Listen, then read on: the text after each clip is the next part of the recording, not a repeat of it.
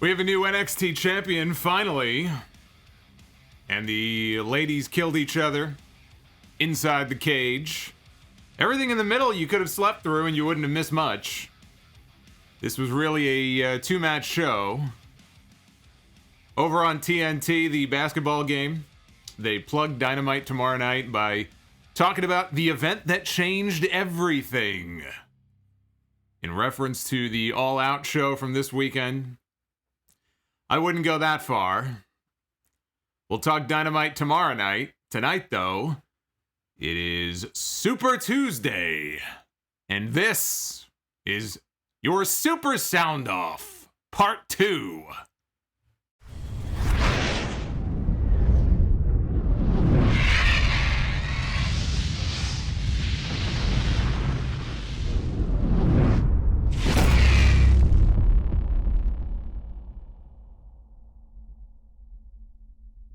This is your Super Tuesday 2 Electric Boogaloo review here on the Solomonster Sounds Off channel.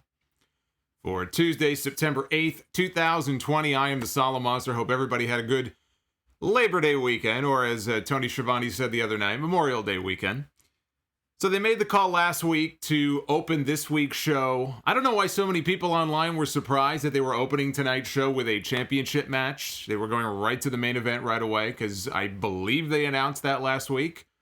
I didn't think it was some big secret. But I had some people tweeting me, and I saw some people mentioning that they were surprised that they were opening with the title match. But this has been known for about a week. But they opened with the championship match. They opted to close with the steel cage match between Rhea Ripley and Mercedes Martinez, this grudge match that's been built up now for several weeks. So a little bit odd that they would do that, but clearly, you know, having now watched the show, we now know the reason that they did that. The reason they did that was because they would be airing these segments throughout the show with Adam Cole, right, going in the back and two-sweeting Finn Balor and shaking his hand, being all magnanimous, interviewing him later on, doing a total babyface promo. Adam Cole in each of these segments that we saw him in post-match tonight was a total babyface. And that is why they opted to put that match on first, because they wanted to get those segments in there. They did that for a reason. Those segments were done that way to serve a purpose. I thought they started and they ended strong. I thought the opening match was very good. I thought the closing match was pretty good as well. You know, a lot of action in the cage match. And hopefully the blow-off. Short feud, but cage matches, cell matches, they should be used as blow-offs. So I thought it started and it started and it ended strong. It'd be like having a sandwich with a nice brioche bun. You know, you got the top part of the bun, you got the bottom part of the bun. And then in the middle, you get this turkey that's kind of dried out. It's all right. It's not that great. It's got no flavor. It's got no moisture. That was NXT tonight. The bread was the best part. The meat in the middle, not so much. Not very exciting. That's the way I would describe tonight's show. Please go ahead and make sure that you hit that like button. Hit that sub button if you are not subscribed to the channel. We picked up a lot of new subs, so hopefully you are one of them. And make sure you ring that little notification bell, so that way when we go live, you will get the alert right in your inbox. Boom! Solomonster is going live, and you can join me here, as I know many of you are here tonight. So go ahead and bang the crap out of that like button if you would. And or you could also leave a question. I'll be taking your super chat questions as they come in. If they come in, we'll do that as we go along here. Special amounts are down below as always. And I do want to show some love. I did this last week and I will do it again here. Good buddy of mine, Steve Mello, runs a website called ProWrestlingLinks.com. It's a pretty kick-ass website, very useful. Literally links to pretty much any and every major wrestling news source you can think of, and podcast. So if you want to get a listing of all the different podcasts and YouTube shows, he just underwent a redesign of the website. There's a new quick links feature, so go ahead and then bookmark it, give it a view. I think you guys will find it very useful. I know he put a lot of hard work into it, so ProWrestlingLinks.com. SuperChats.com. We did not waste any time tonight. We got right into it. Opening match tonight for the vacant NXT Championship. The two men who tied in last week's Iron Man match.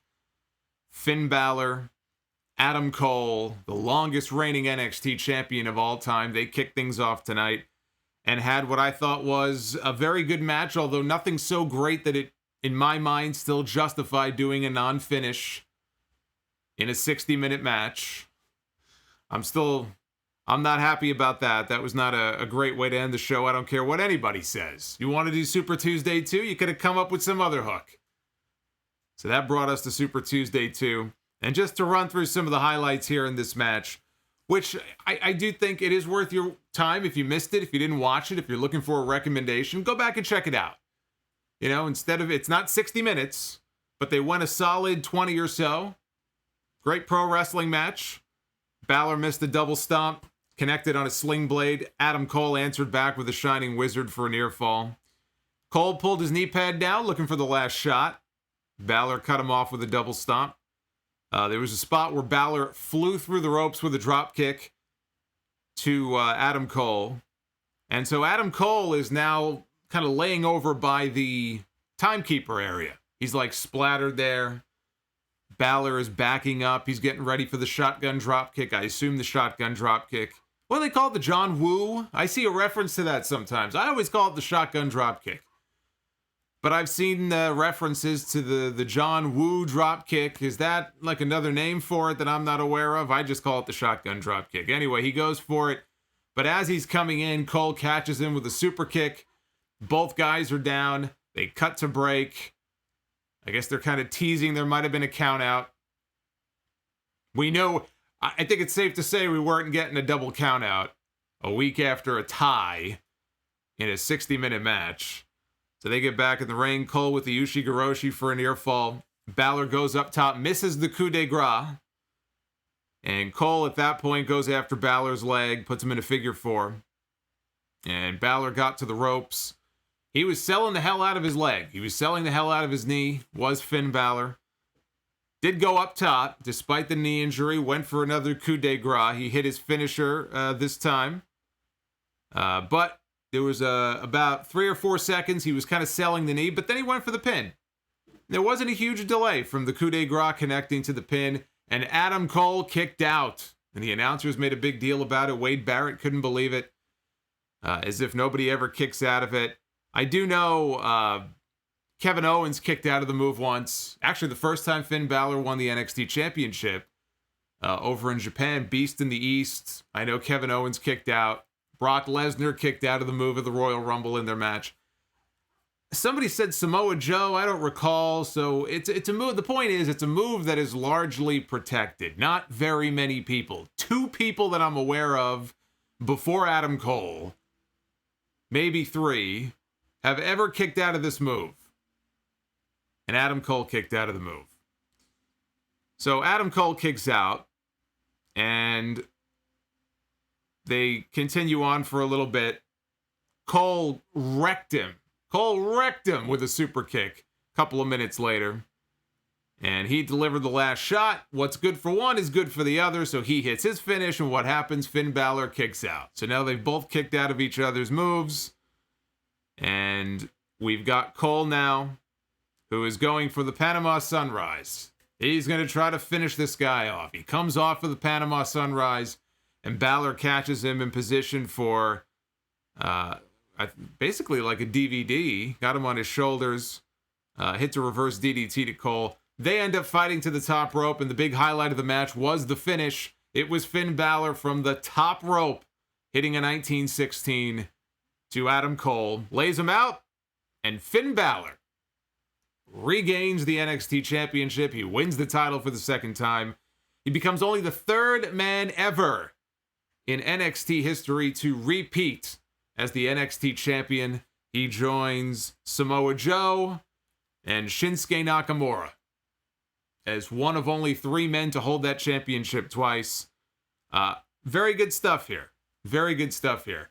And if Karrion Kross is not going to be out for an extended period of time, and I would have to think he'll be out for a while, or else what the hell was the point of taking the championship off of him? But if he were going to be back in time for the next TakeOver show, which is about a month away, actually, I think it's about exactly 1 month away as of yesterday, I believe. Then you could do that match. You know, Karrion Kross against Finn Balor is a natural match. Finn Balor holding the title, keeping it warm for Karrion Kross. But again, if Kross is going to be back in time for TakeOver next month, I just don't understand what the point of doing this was. I think you could have gotten away without having to take the championship off of him. But if he's not going to be back, I still say that it probably makes sense to go with Ciampa.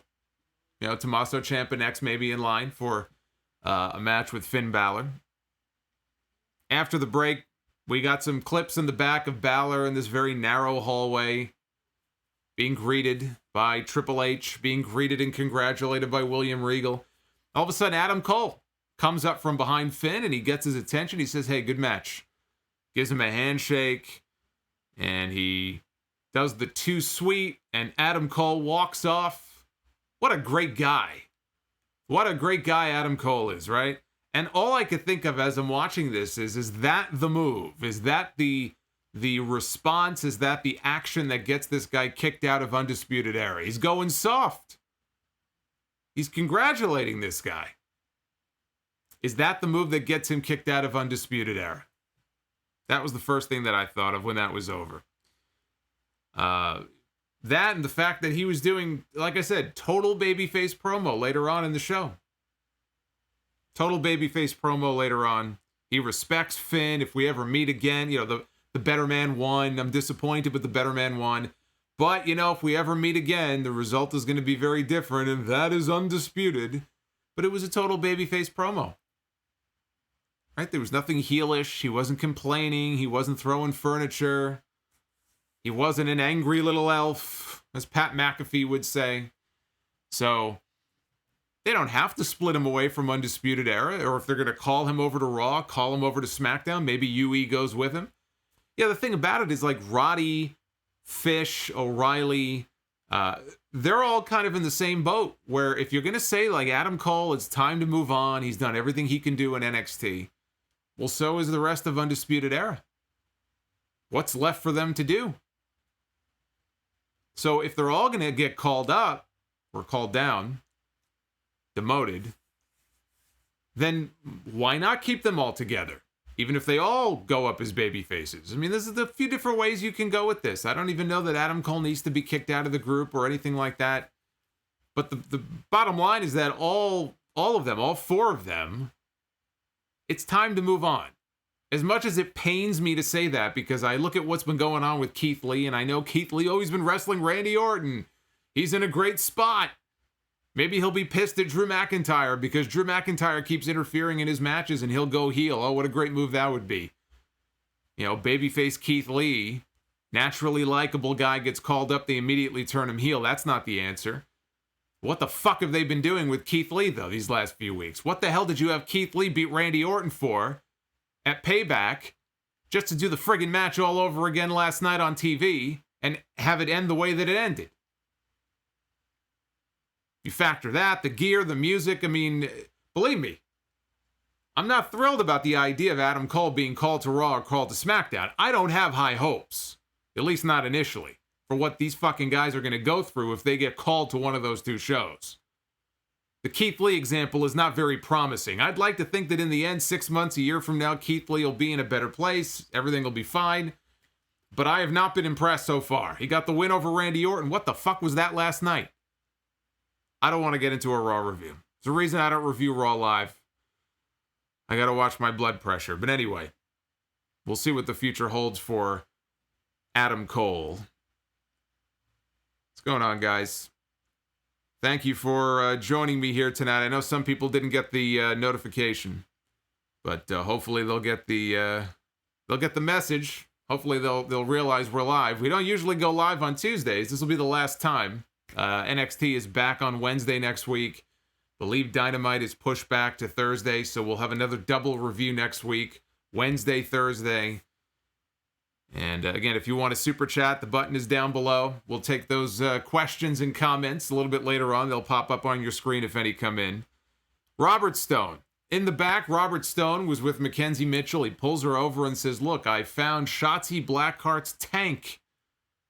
He found her toy tank, and he was going to destroy it. He had a pipe, I think it was, in his hand, or a bat. He was about to wreck it. Of course, Shotzi then comes walking in, and she starts beating him up.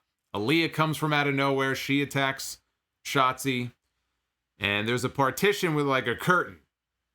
And I don't know what Io Shirai was doing. I don't know if she was taking pictures. I don't know what was going on. They go through the partition, and Aaliyah accidentally collides with Io Shirai. And then she sees Io. She realizes what has happened. And Theo says Raw had some good stuff last night. Please list all the good things from Raw last night. If you can name 3 really good things from Raw, you will get the gold star for the night. Please, go ahead. I would love to know. So Io now is not very happy that Aaliyah bumped into her, and she chases after Aaliyah into the ringside area. Now Aaliyah is all by herself. She's got Io Shirai in the ring with her. She's got Shotzi Blackheart. She's got nowhere to go. Robert Stone comes in. He's trying to save her. Doesn't work. And Io and Shotzi, they beat up Aaliyah. Io hits the moonsault. Shotzi hits the senton. Shotzi goes to hand the NXT Championship to Io, but she pulls back and she's laughing. Io doesn't find any of this funny. And she even threatens her and says, don't make me hurt you.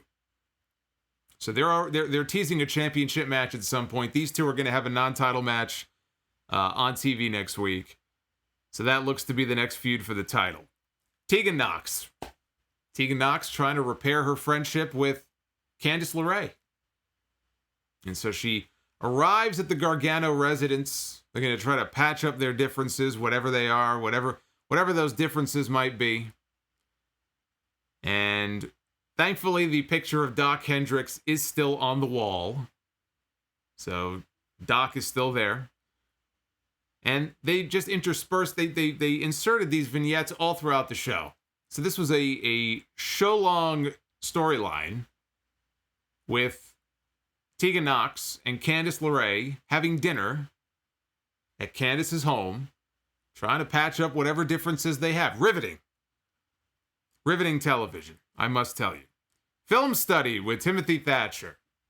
He was showing us some footage of Damian Priest, all of his weaknesses. And these two are going to have a match for the North American title next week. Velveteen Dream against Ashanti the Adonis. I guess the is his nickname. Ashanti the Adonis. I have not seen Ashanti the Adonis before. This was my first time seeing him here in NXT. Dream was trying to be a little too cute for his own good at the beginning here. And Adonis was trash-talking him. That I liked. I did like that. Brian Bird mentions the finish from Raw last night. That was about the only really enjoyable thing about that show. That show was shit last night. Okay? Took everything in my being not to fall asleep in the middle of that show last night. I never have that issue with NXT. Even tonight, the middle of NXT was not overly exciting. But I never have that issue with NXT. I never have that issue with AEW. Even SmackDown. I loved SmackDown last week. I gave SmackDown its props. Raw can't get its shit together. It's a fucking mess. The whole show is a mess. And people love to make excuses. That's why nothing ever changes. But this was my first time seeing Adonis. I'd like to see more of this guy. I mean, again, this was a squash mostly. He was used in an enhancement role here, but he definitely had some charisma. This guy definitely was showing some charisma here. Referee got distracted, and Dream used a thumb to the eye, hit the Dream Valley driver to win the match. So Dream went to take the microphone. Cut a promo when Kushida attacked him. We have not seen Kushida since the night Dream came back. Remember, Dream made that surprise return in the qualifier for the ladder match. And he beat up Kushida, this violent, vicious assault on Kushida. So Kushida made his comeback here, and he got every bit as violent and vicious with Dream. He pulled him shoulder first into the post 3 times. He put him in an armbar in the ropes. So now we're going to get a match at some point between these two guys. We got a video package hyping up the NXT Tag Team Championship rematch next week. Breezango against Imperium. Or I think Tyler Breeze called him Emporium. He might have called him Emporium. Anyway. Io and Shotzi, they made the formal announcement that match is next week. That will not be for the championship. So we're getting 2 championship matches next week. The North American title match, the tag team title match. But they did not mention that Io and Shotzi is for the women's title, so I assume that means that will not be for the championship. Back to the Gargano home. They're all sitting having a very awkward dinner. Gargano says, "This is pretty awkward. Is it me? Should I leave?" So he gets up and he leaves the 2 ladies alone by themselves as they continue to try to hash things out amongst each other. Bronson Reed against Austin Theory. Theory was selling the shit out of Bronson Reed's offense here in this match. He was selling so much it was reminding me of very Shawn Michaels-esque from his match with Hulk Hogan at SummerSlam back in 2005. It was kind of that sort of selling, but you know what? I liked it. I enjoyed it. I was entertained by it. It was over the top a little bit, but again, I thought it was entertaining. But he was bouncing all over the place like a rubber ball for this guy. At one point, Bronson Reed came off the ropes and he pounced him and he went flying. He was outside the ring. Bronson Reed came off the ring apron with a shoulder tackle. He bounced a couple of times on the floor. So Austin Theory was just bouncing around all over the place for him. During the break, Reed missed a charge into the corner, crashed into the bottom turnbuckle, and that allowed Theory to take over. Side suplex by Austin Theory. Sold it, though, like he hurt his back or his ribs. You know, Bronson Reed's a big guy. It's a lot of weight. So he was selling it like maybe he pulled something or maybe he tore something. Yes, as everybody in the chat is saying, thick boy. Thick boy, I forgot. I don't know if they're calling him that anymore, but he used to call himself that, thick boy. So Theory got him up. Theory is a strong guy.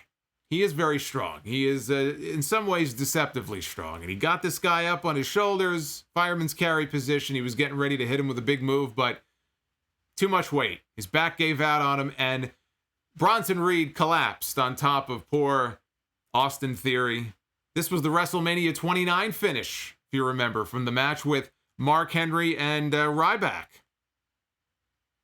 One guess, by the way, who's winning Dipshit Tweet of the Week this Sunday on the podcast. One guess. Reed hit a standing senton, went up top, hit the big splash off the top for the win. And as he was coming off of the big splash, Theory rolled over onto his stomach. And so Reed just came crashing down across his back. And he pinned him for the win. I thought this was good. I actually enjoyed this. This wasn't overly special, but, you know, I enjoyed Austin Theory's bouncing around for the offense of Bronson Reed. And when it was over, I thought that it was a good match. I thought his selling was on point. Roderick Strong against Killian Dain. I did not enjoy this match as much as I did that last one. He was just overpowering Roddy. Took most of the match, did Dain. He was setting up for a move in the corner. I think it might have been a Vader bomb. And Bobby Fish was actually pretty funny. He was outside taunting Killian Dain the whole time. So he reaches in and he pulls Roddy to safety. He's getting involved and everything, and he's got Killian Dain distracted. And when Killian Dain turns around, Roddy hits him with a jumping knee for the win. So UE sans Adam Cole, who is not there. He did not come out. They're beating up Killian Dain. Roddy's beating him up. Fish is beating him up. I don't know where Kyle O'Reilly was. And out comes Drake Maverick. And Drake Maverick has a baseball bat. He's going after the Undisputed Era, but they chop block him. They take him down. Killian Dain, though, he grabs possession of the bat, chases off Undisputed Era. And now Drake Maverick gets back up and he grabs Killian Dain. He wants to shake his hand. He wants to be friends with this guy. He's just trying to do the right thing. He's trying to befriend this guy. Killian Dain, he looks at him. He considers it. He thinks about it for a little bit. And instead, he levels him. Punches the guy right in the face. What a prick. Obviously, we're going to get the odd couple pairing between these two. They're building to it. I was talking about this a few weeks ago, and then it looked like they weren't going to do it, but clearly they are, so that's what we're going to end up getting. I don't know if it'll be a tag team or they'll just be like a fun pairing on the show, but clearly that's where this is headed to. So now we're back at dinner.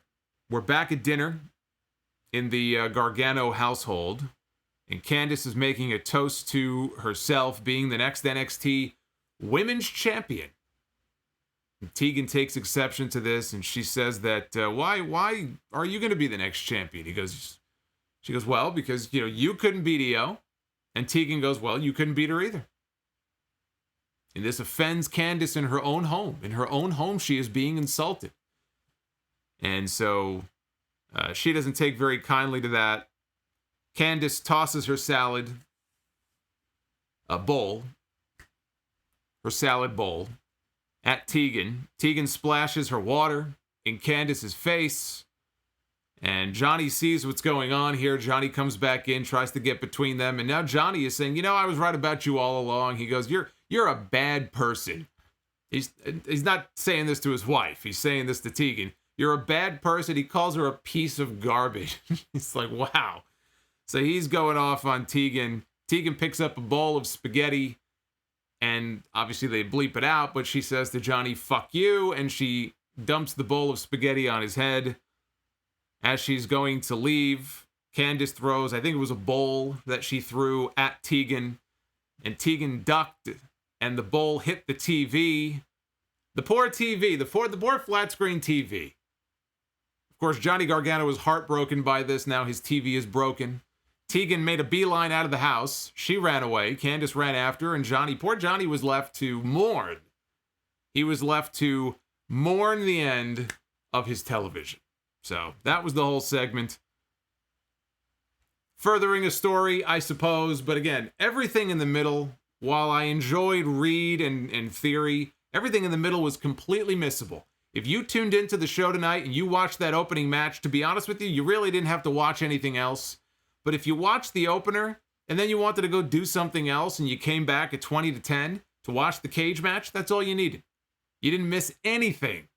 If you just watched those two matches, that's all you needed. I did like the main event. I thought the main event was good. Not as good as the opener. But I did like the main event. Steel cage match, Rhea Ripley and Mercedes Martinez, who most likely was the woman who cut that promo. We had a Retribution promo, a pretty bad Retribution promo on Raw last night. And pretty sure that Mercedes Martinez was one of those people. Dijakovic clearly was the male guy cutting the promo. I mean, there's no doubt about it.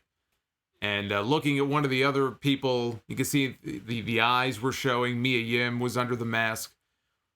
Are these going to be the people who were revealed in the end? I have no idea, but it was clearly Mia Yim, Dominik Dijakovic, and Mercedes Martinez under some of those masks last night. All NXT talent. What their beef is, what their issue is, remains to be seen. But that's another angle that's just dying a death. Keep dragging it out. People aren't going to give a shit when the big reveal happens unless you got some big surprise up your sleeve. So when she isn't cutting Retribution promos, here she is on NXT. Martinez comes down, and Rhea attacks her before she could even get inside the cage. So Mercedes is still making her entrance. She gets attacked from behind by Rhea Ripley. And Martinez had brought a kendo stick to the ring with her. She was tossing chairs into the ring when Rhea attacked her and clobbered her from behind. Rhea puts her in the cage, and then Rhea goes under the ring and pulls out a table, which would play into the finish.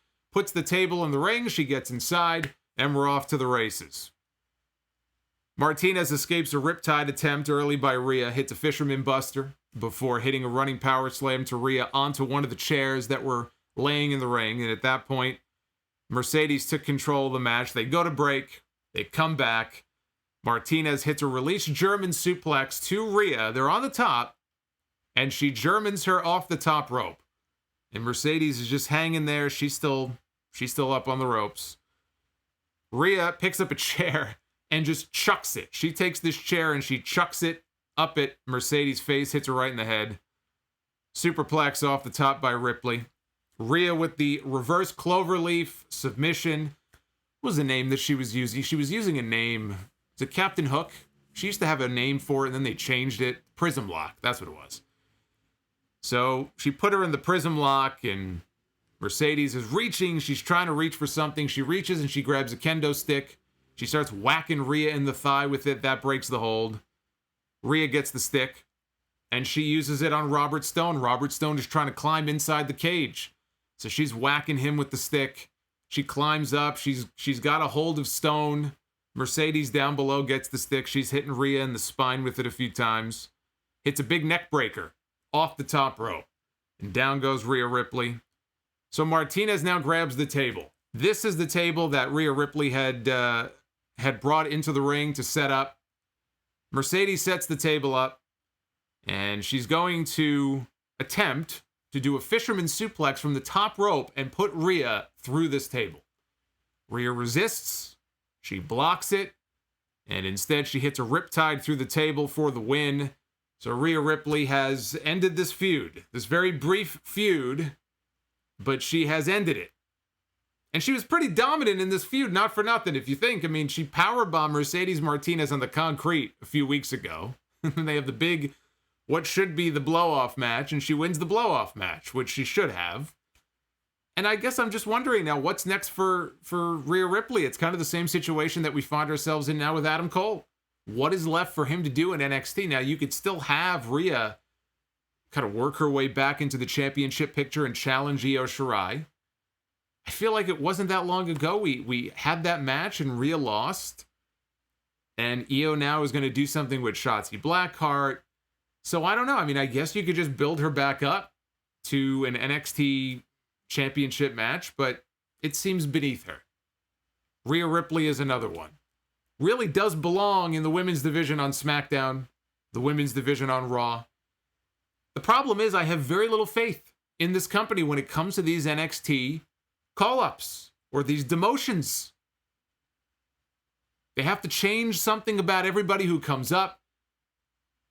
And, you know, more often than not, they get lost in the shuffle. You know, they kind of get screwed over for a while, or they try to break them down to build them back up. You'll get on those rare occasions somebody who gets called up, gets the big push, and they're a big star right out of the gate. That should be Rhea. Should be Cole, but it should be Rhea. But I have no faith. I have no faith. I have no faith in Vince McMahon to do the right thing by these people when they get called up now to Raw or they get called up to SmackDown. So as much as I sit here and I say, well, what the hell is left for them to do on Wednesday nights? Why the hell would I want them to go to Mondays? So I'm kind of torn. I want to see these people succeed. I think Rhea Ripley will succeed. But I don't know. Am I kind of sending her to her impending doom by wishing that she goes? But, you know, the divisions on those shows could really use a boost. The tag team divisions can use a boost. I have no faith. Whatever goodwill that I may have had, that they may have built up with me, they blew that a long time ago. And that's kind of the problem, I think, now, is that, you know, if they get called up, what the fuck does the future hold for these people? You know? 2-3 weeks, a month, maybe not even. Look what happened in week 1 to Keith Lee. He comes out on TV now. Does he feel special at all? No, not really. You know, I mean, I just don't want to see the same thing happen to them. But they've exhausted, I think, in the case of Adam Cole and Rhea Ripley, really everything they could do. They've already won the top championship on the brand for their division. And it just feels beneath them at this point. I don't know who else you feud Rhea with if not Io. There is no other appealing matchup right now for Rhea Ripley unless you put her back in the ring with Io Shirai. And clearly that's not happening. If it is happening at all, that's not happening right away. So I guess we're just going to have to wait and see exactly how that plays out. But it's kind of sad, actually. It's kind of sad to think in that way. People get called up. It should be a big deal, like a big moment. And I always just have this doubt and worry and fear for them and their future. Sean Waters, thank you, man, for the $20. I know it's a slow night, so I appreciate that a lot. Just started watching from the beginning and mentioning how Keith Lee turning heel against McIntyre and reminded me of you saying can't turn everyone heel. In your opinion, who should go face? Well, I mean, we could be here forever talking about who should go face, who should go heel. Keith Lee should not go heel. That was just something I was throwing out there because Drew McIntyre has now interfered in 2 of his matches and cost him the match. Although he looked like he was beat anyway last night because Orton hit him with the RKO and was probably going to pin him. And then he just rolled out of there, just like the first time. He rolled out of there and you never saw him again. I don't understand. Randy Orton put the guy over at Payback. That's it. That's great. Now you move on. Orton's got his title shot. Keith Lee got his win. You put them back in the ring together. What the fuck purpose does that serve? Brain dead. These people are brain dead. I'm not even going to attempt to pronounce this name. But thank you for the $5. I feel like I would butcher your name if I even attempted it, but how are things going? Hope all is well. You get another interview with Famous B. The road to 700 is beginning. We are getting very close. We're still, we probably have about 30 or 40 more weeks, so we're not that close, but we are slowly but surely, we are creeping our way up towards episode 700 of the Sound Off. This Sunday will be 669. And the Barf Nuggets, 24. This show to me felt like it was missing something, and that something was Cameron Grimes. Yeah, where's Cameron Grimes? Haven't seen him. I don't think we've seen him since TakeOver. Have we? I don't believe we have. Feels like it's been a little while since we've seen Cameron Grimes. Magician Sapphire with the $10. NXT stars getting called up is like watching slasher film. You know someone is getting butchered at some point. You know, it's sad, but it's true. It's true. It's actually a great analogy because there are people in the slasher movies who do survive, right? And they make it to the sequels, in fact. Not everybody dies. But yes, most people will get hacked up to death. That's exactly what it is. The call-up process from NXT to the main roster is exactly like a slasher film. You hit the nail right on the head. I love that analogy. Sadly, I love that analogy. KC to Most. I think his is coming in here any second. Great stream. Spent the day trying to explain to people that Big E was not buried when he was taken out of the number 1 contenders match.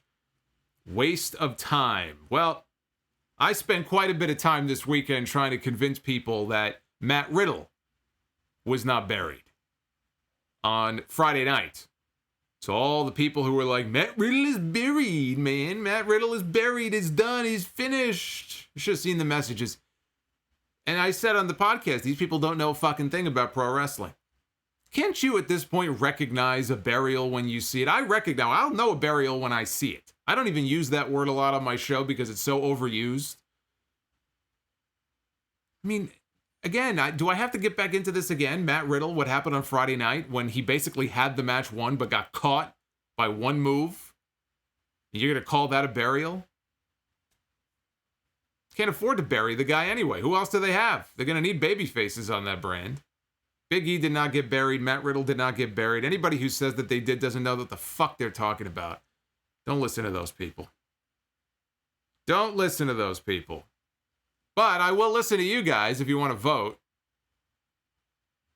At Solomonster in the NXT poll. 73% thumbs up. 27% thumbs down. That's pretty good. That's actually, you know what? I think that's better than I would have expected for this show. You know, for what really was just a 2-match show at the beginning and the end, I would have expected a little bit less. So all things considered, that is not a bad score at all So you can vote right now at Solomonster if you want to know what the score is. Go ahead. Unfortunately, on Twitter, you don't have a view results option. I wish they would add something like that. I don't know why they haven't, but definitely go ahead and vote. And again, if you guys want to send in super chats, I will read them. If you got questions or anything like that, I will be happy to read them off. So what we're going to do here, actually Frost, let me get to him first. Frost 757 is Raw your public enemy number one? Well, this week it is. All it takes is one good Raw show to win me back. Unfortunately, we haven't gotten too many of those. Raw for every segment or two, or maybe three of stuff that I would consider to be good. Like, I thought the end of the show last night was fun. Right? Watching Murphy get killed by the entire Mysterio family. I was more entertained by watching the referee constantly feed time cues because clearly they were running low on time. And now you're dealing with people who aren't experienced. I mean, Ray's daughter, his wife, what the fuck do they know about, a television segment? And the referee's going back and forth and trying to feed time. Looking at the time, I'm like, oh, this show's going off the air soon. So the ending at least was fun, but the rest of the show was a goddamn waste of time. Jackalope Music, AEW question. What, in your opinion, can be done to prevent another setback in quality like the pay-per-view? Look, you win some, you lose some. You're going to have great pay-per-views. You're going to have pay-per-views that are kind of like, they're just there. The challenge is make people feel like they got their money's worth. Because unlike the network where you can get everything for free or get everything for $10, you're asking people to pay $40, $50 for a pay-per-view, then they have certain expectations for that show. But you can't, every show is not going to be a winner.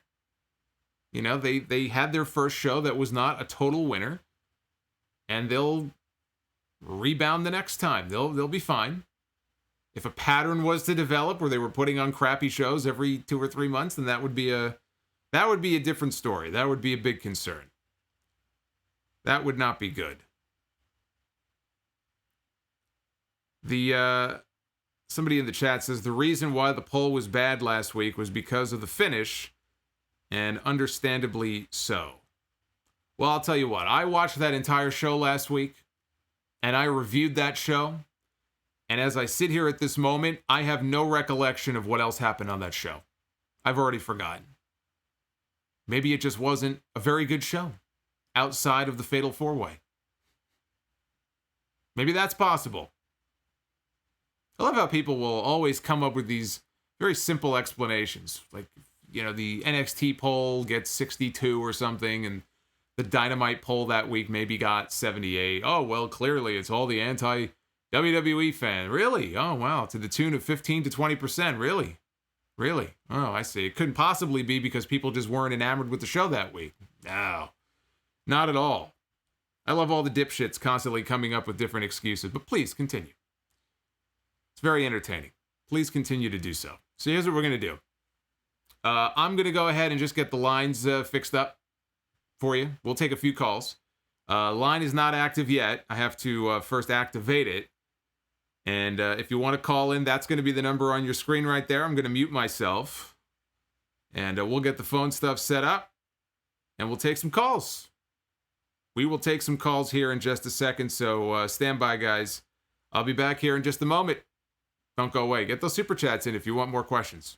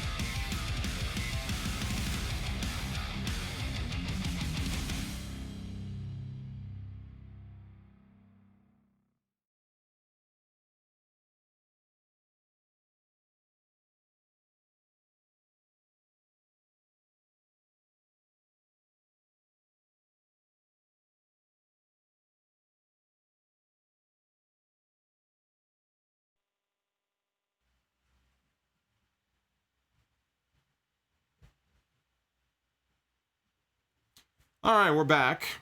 So we are going to take some phone calls here if we have a few. Get your comments in about NXT, WWE. Let's try to keep it to that, please. We'll talk AEW tomorrow night. That would be fantastic if we can just keep it to that. Take a few calls and get on out of here. And if you do send in Super Chat questions, I will get to them. I do read all the Super Chat questions. The calls, I may not be able to get to them because I'm sure the lines will be all jammed up here in a second. But we will begin here, since we already have them coming in with 980. How you doing, Jason? I'm doing well. How are you? I say NXT was pretty decent, right? I thought today's show was quite the stealer. Finally got finished champion, and I was kind of thinking about this, right? If NXT UK was all without the pandemic and all that, if it hadn't happened, did you think that he was going to be the one to take down big old Walter from the UK, Germany, or something? Yeah, maybe. I mean, I was really looking forward to that match. I mean, I know that was supposed to take place back in April, and it got pushed back, and I don't even know if it's going to happen now. I could see Balor being the one to take the championship from Walter. Yeah, I think that probably would have been the outcome of that match.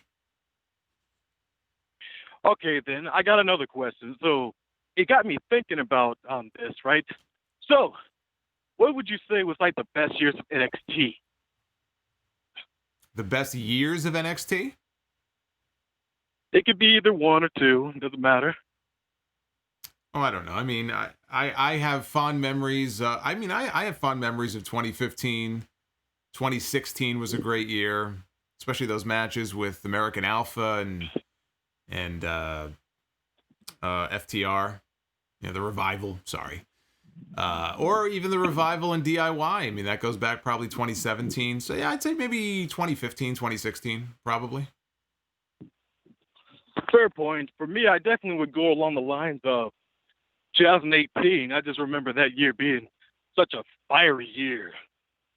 Yeah, there were some good years, man. I mean, there were some good years. Right now, we're in this weird situation. You know, you're missing those NXT crowds at those takeover shows. It's not the same. And I don't know. NXT is just, it's still a good show, but it's not what it used to be. And it's in this weird, it just feels different.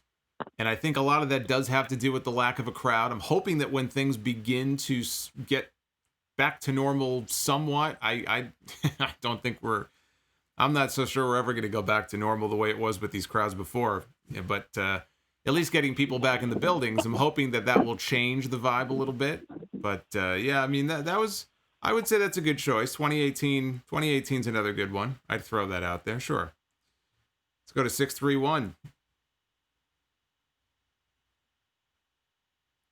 631. No, I didn't hear any. Oh, I don't know if he was on there or not. We're going to move on.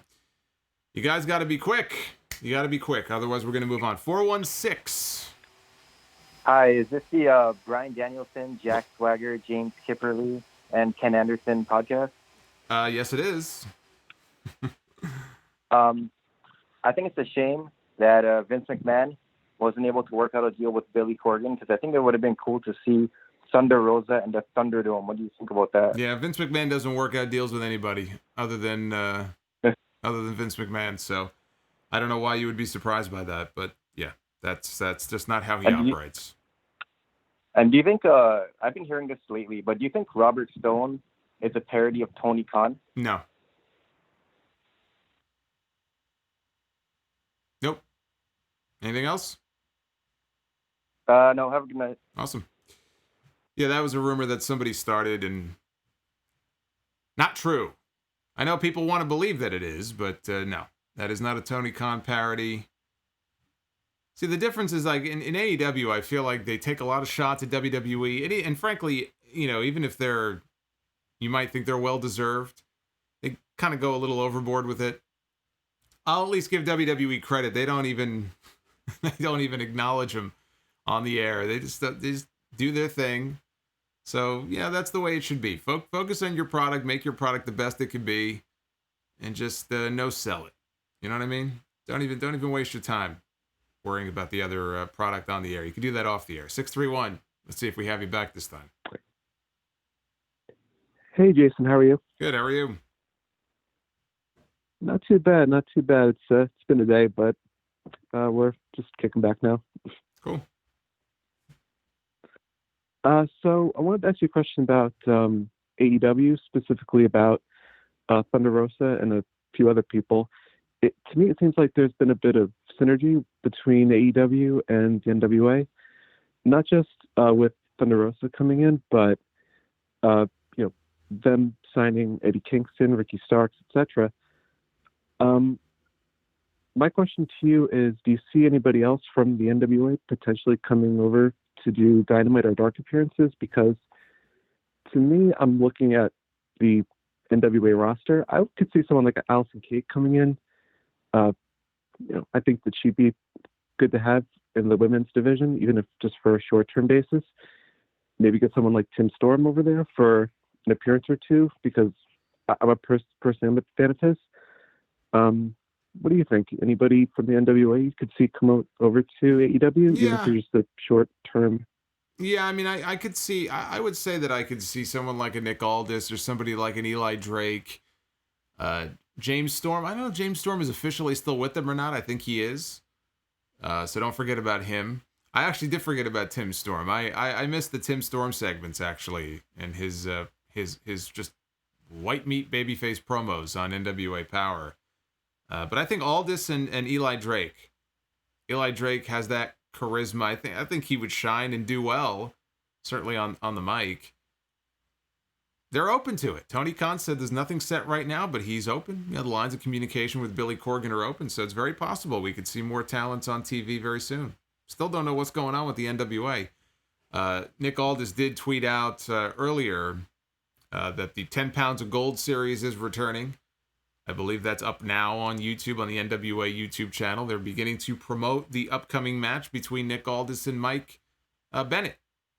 So if you were a fan of the old 10 Pounds of Gold series, which was very good, they have already started a new one that you can check out on YouTube. 347. Hello? Hey, what's going on? Hi. So I just want to say hi, what's up, to the chat as well, and to you. And, my question is about Finn Balor. So, how likely do you think that, his momentum's going to transfer to the main roster and, go into, even potentially, win the Universal Championship again? Well, I mean, he's already been on the main roster, so people already know who he is. He was already an established star on there, and a champion even. So he'll do fine. I think he was ready to go back now. They decided to put the belt on him, which is fine. That prolongs his run a few more months. When he loses the championship, though, I think he ought to go back to the main roster, because he has now been in NXT for over a year. He has won back the championship, and now he can hold the belt, put over Karrion Kross, let's say, maybe even a Ciampa, but if Kross is not going to be gone for that long, then I think he should be the one to put Kross over and get the belt back on him if they decide to bring Kross back to NXT and they don't fast track him right to Raw or SmackDown. And when Balor comes back, he's going to do just fine. He's already been there before. It'll be a big return, big pomp and circumstance for his return. He's got a ready-made feud with The Fiend if they want to do something with him and The Fiend, although now The Fiend might be the babyface for a while, so maybe that doesn't work. But I think Balor is going to be just fine. Balor has already been main rosterized, right? You don't have to change anything about him. They've already established him. He doesn't have to worry about his music changing, his look changing. He'll be just fine. He'll be just fine. I'm not worried about him. It's everybody else I'm worried about, not him. 647. Hi, this is my name's Matt from Toronto. Hey, Matt. I've been listening to your show for a long time, and just wanted to give your thoughts about NXT, I guess, with Adam Cole, because I think it seems pretty obvious that that the Undisputed Era is going to break up at some point. And I just had this Adam Cole two-sweeting Finn Balor recently. I thought that a really cool match idea might be if they form like a Bullet Club super team with Finn Balor, Adam Cole, and AJ Styles to take on the Undisputed Era. Well, I mean, what do you think of that? That's good fantasy booking. It's just not going to happen, though. I mean, AJ Styles is a heel. AJ Styles really, I mean, storyline-wise, wouldn't have any reason that I could think of to want to do that. But he's firmly locked in a heel role right now. And Balor is not, and Cole probably won't be either, it looks like. Well, I just think that could always change. Like, yeah, but see, here's the thing. AJ's been a heel for a while now. Here's the thing that people don't understand, because I thought it would have been cool 2 years ago to do something with Balor and AJ, or kind of put them all with Anderson and Gallows and have one big group with all 4 guys in it. And I really don't think that Vince McMahon even really necessarily knows about all of these different alliances. I mean, some of the writers do, obviously, but I don't think he gives a shit. So to him, putting Finn Balor together with AJ Styles and like reuniting the club or the Bullet Club, like to him, it's like, who cares? You know? So for them, I feel like they're not going to want to do that, because then they're just copying of something from somewhere else. They tried that with the NWO when the NWO came in, and that didn't last longer than a few months. It's rare, I feel like, that WWE does that. I think it's much more likely that they would feud. So you might have AJ Styles against Adam Cole. You might have AJ against Finn Balor. And I'm okay with that. I don't think they all have to be in a group together necessarily. Well, I don't think like they should actually like form a full-time stable. I was just thinking like a match, like just a one-off match, and I guess they at least acknowledge those 3 as former Bullet Club members. But I guess, or at least not acknowledged, but like. Well, I mean, it's understood, but I don't think they would. I mean, they would have to. It would almost be like, if you're going to do that, they can maybe have a throwaway line on commentary about, well, these guys have history together, but they're never ever going to acknowledge like, oh, these guys used to be part of a group together, or maybe not together, but they were all part of this infamous fact. They're never going to do that. They're never going to acknowledge it. They have no reason to. Could they have a match together? Like a triple threat at some point? Yeah, if they get them all in the same brand. I just think, they would probably look at it and think it's going to be a kick-ass match. But I brought the faction stuff up because I've gotten that question over the months and years from people as well. Oh, what if you put them all together? Balor and Styles. People have been saying this for 3 years, 4 years. It's not going to happen. A match? Maybe not a triple threat, but I could see singles matches with those guys.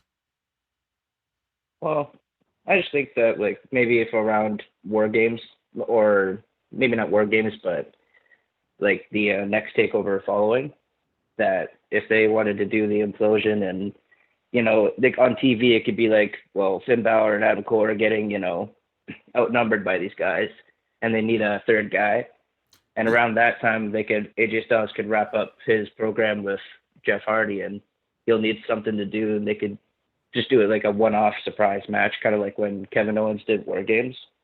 Yeah, I mean, look, it's good fantasy booking. I just don't think it's going to happen. I do think it's possible. You bring up a good point. This year would be, well, let's see here. If they do War Games again this year, is this year 3 or year 4 of them doing it? I think year 3. And so I think in all the other War Games shows, Undisputed Era has, I think, fought together. So if they wanted to, they could drag things out to War Games, and you're right, they could have some kind of big implosion there. Maybe they turn on Cole there. That is possible, and maybe the Too Sweet is sort of a little subtle hint of something that could. I don't know that Balor would be in the same match because he's the champion, but yeah, maybe there could be something there. I mean, again, I feel like some of the people who when I talk to them about booking ideas, or I come up with some off the wall idea, half the time they're great ideas, but we're kind of talking ourselves, I feel like, into disappointment because it's not. It usually doesn't play out that way on TV. But yeah, I could definitely see a War Games implosion for the UE. Sure, that'd be a decent match. And I was thinking that if Undisputed Era wanted to adopt one more guy, they could use maybe even they could even turn Damian Priest And maybe he'll start to fit that vibe more because he's starting to do more of a, laid back, Yeah, I don't see that. partier type kind of guy. Yeah, that's him doing his own thing. I don't see a connection between those two. But and look, I mean, forget it. I would even say forget about the mystery guy, third guy, fourth guy, whatever. I mean, just UE turning on Cole inside War Games, that could be something. If they wanted to split them up. Maybe they won't. Maybe they'll all get called up together. Because let's say they split up. Well, then what? Cole maybe goes to one brand. Maybe you send the other guys to the other. Maybe they go their separate ways. They all get called up, but they go to different brands. Maybe that's the way to go. I'll tell you one thing, though. They're having this match on Raw next week. The Raw Tag Team Champions against the SmackDown Tag Team Champions. I was somewhat hopeful that this was the direction they were going in last night, was going to be some kind of unification. I've talked about having floating champions now for a while. These tag team divisions are dead. I mean, dead. Even on NXT, dead. So the best thing they could do with Raw and SmackDown is just unite them and have one set of champions just like they have with the women. But it doesn't look like they're going in that direction. It looks like they're really worried about football. And they have every reason to be worried about football. That's the only reason they're doing this match next week, is because they're worried about football. I don't think it has anything to do with them trying to bring the belts together, which is too bad, because the tag team divisions right now, it ain't good. It ain't good at all. This happens from time to time. They let the tag team divisions just kind of sag. It's just not a priority.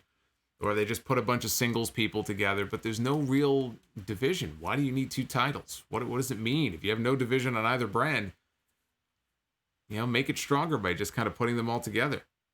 I mean, to me, that would just seem to make more sense. Hey, Naif, Alsafar, thank you for the 10, man. I appreciate it. I do appreciate the support from all of you super chatters tonight. So, again, thank you very much for that. Let me show you guys this poll here one more time. 73 up, 26 down. I guess we'll see tomorrow night how it compares to the AEW show coming up tomorrow night, which is going to be very interesting because Matt Hardy is going to be talking live on Dynamite tomorrow night. He'll be giving us, I assume, an update on his condition. A lot of controversy involving him coming out of that pay-per-view this past weekend. So he will be on Dynamite tomorrow night. They haven't really announced much else beyond Brody Lee defending the TNT title against Dustin Rhodes. I think we all know how that's going to go. But Dustin, I love that promo Dustin had at the pay-per-view. That when he won the match and went to the back, and Tony Schiavone was interviewing him, that's like a classic old school Rhodes promo. The promo was great. And the match, maybe the match won't be too bad either. But the outcome is certainly not in doubt. Matthew Martin, thank you for the super chat call drop. Thank you for taking my call. You are awesome. And you make very good points. Well, I appreciate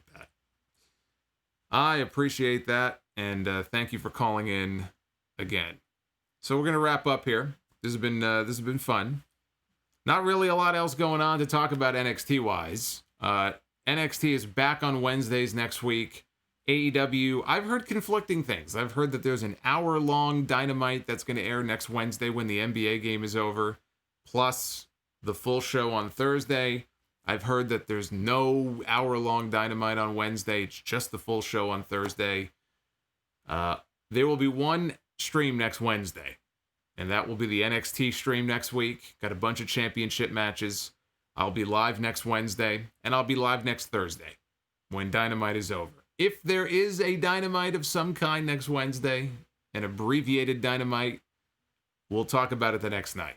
So you got 2 streams for both shows again coming up next week. You get double the sound off next week, right? That's never a bad thing.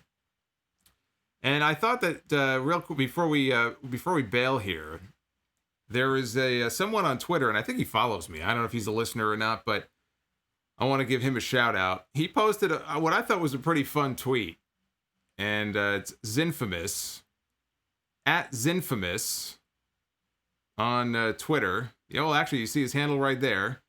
At ZinfamousHD is his handle. And this tweet, I mean, you see it on your screen. It's pretty self-explanatory as far as, as far as what it is. This is a GIF. What I'm going to do here is I'm going to click the GIF, and the GIF is going to rotate really fast. There's a whole bunch of wrestlers on there. And the whole point of it is you stop the GIF twice, and each time you stop it, whatever wrestler it lands on, you do it again, and that is your main event of WrestleMania. And I thought, well, that's pretty cool. So what the hell?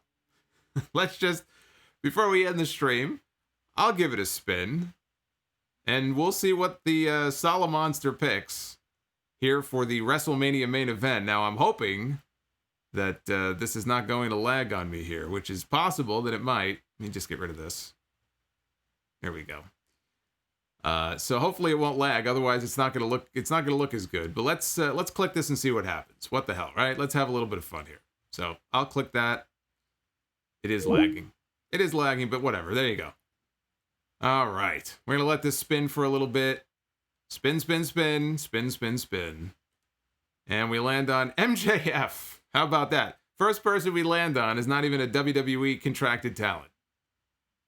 All right, so MJF is in one half of next year's WrestleMania main event. Now, who is he going to wrestle? That's the question. Let's see. Let's see who MJF is going to wrestle at WrestleMania next year.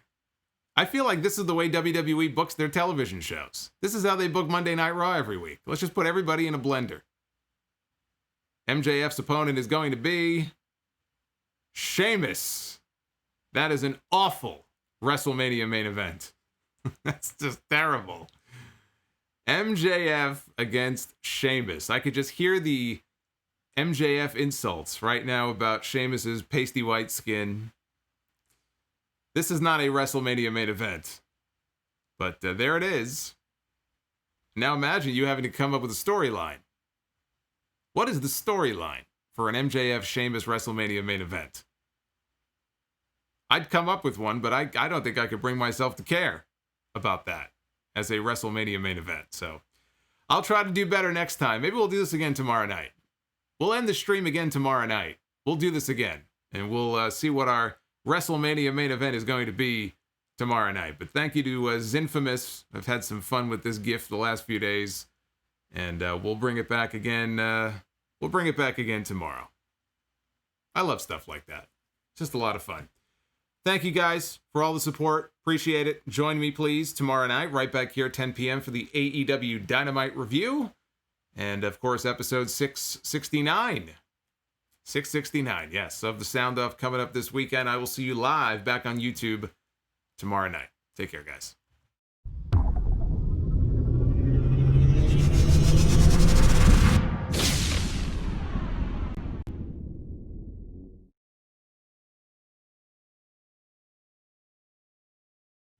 Jackalope!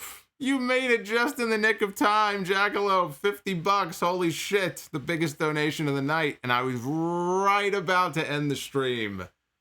You crazy mofo. Look at this. Look at that little animation there. I love it. Jackalope, you fucked up the end of my stream. You made me come back. There it is. There's the Hulkamania super chat. I almost missed you, Jackalope. I almost missed you. He wants to see the hat. I don't have the hat. The hat's in the other room. I can't get the hat. I guess you'll just have to drop another 50 tomorrow, right? If you really want the hat, I'll give you the hat the next time I bring it. I don't have it here. If I had it next to me, I'd wear the hat. I'd go off the air. I'd sing you show tunes. Thank you, man. That's really, wow. That's huge. He's talking about a bomb to end the show. I literally was ending the show, and he drops a bomb on me. That's amazing. You're awesome. Yes, next time. Please remind me. I'll give you the hat. I forgot. I don't have it near me. I'm pissed now. But yes, thank you. Thank you again. I am glad I caught that right in the nick of time. Anyway, at least we didn't have to end on Sheamus and MJF, right? This was a much better way to end the stream. All right, I'm out of here for real this time, guys. Jackalope, thank you, guys. You're awesome. I'll see you tomorrow night.